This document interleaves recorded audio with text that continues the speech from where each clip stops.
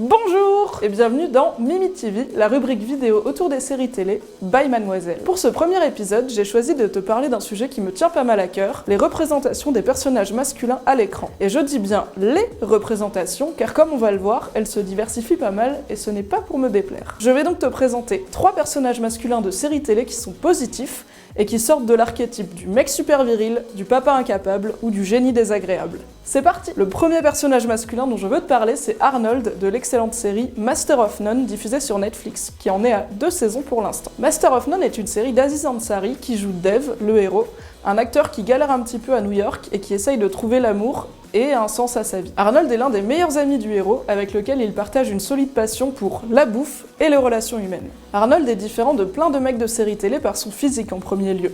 Il est immense, il est massif, et c'est renforcé par le contraste avec le corps d'Aziz Ansari qui est plutôt petit et menu. Mais Arnold ne souffre pas de son physique atypique, au contraire. Il s'inscrit sur une appli de rencontre dédiée aux mecs grands et massifs, et il fait fureur. Ce qui m'amène à mon aspect préféré d'Arnold, il n'a pas honte d'être un grand cœur d'artichaut. Il aime envoyer aux filles des émojis qui font des bisous, il s'enthousiasme pour les conquêtes amoureuses de Dev, son meilleur ami, et il ne témoigne qu'amour et affection à tout le monde, homme comme femme. Ça fait du bien de voir un mec qui n'a pas honte d'être amoureux, romantique, très chou et qui est aussi bien dans ses baskets. Surtout quand il se revendique féministe.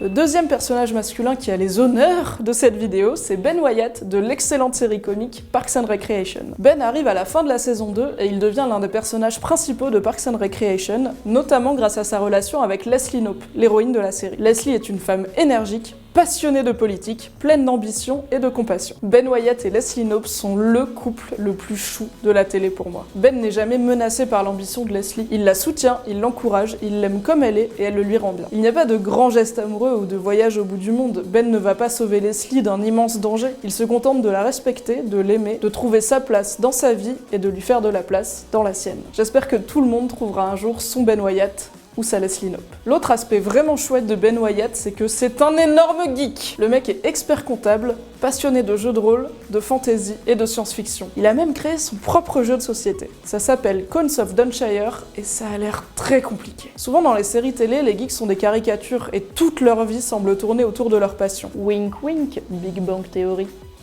Mais Ben Wyatt n'est pas juste un geek. Il a une carrière, des amis, un super couple.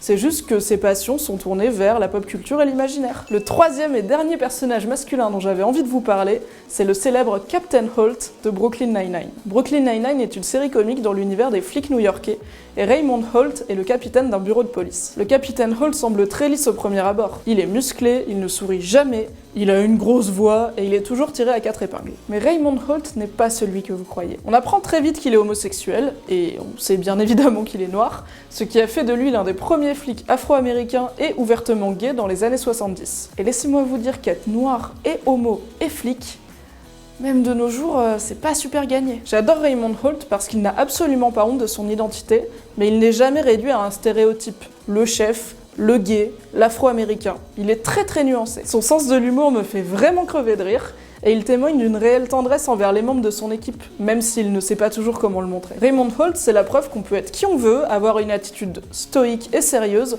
sans devenir forcément froid et sans cœur. Et voilà pour ce premier épisode de Mimi TV, j'espère que ça t'a plu. Je te donne rendez-vous mercredi prochain pour une nouvelle rubrique, et dans un mois pour parler à nouveau de séries télé. N'hésite pas à mettre un pouce bleu, à t'abonner à la chaîne de Mademoiselle, et surtout à me dire en commentaire quel thème tu aimerais que j'aborde dans mes vidéos. Bye bye.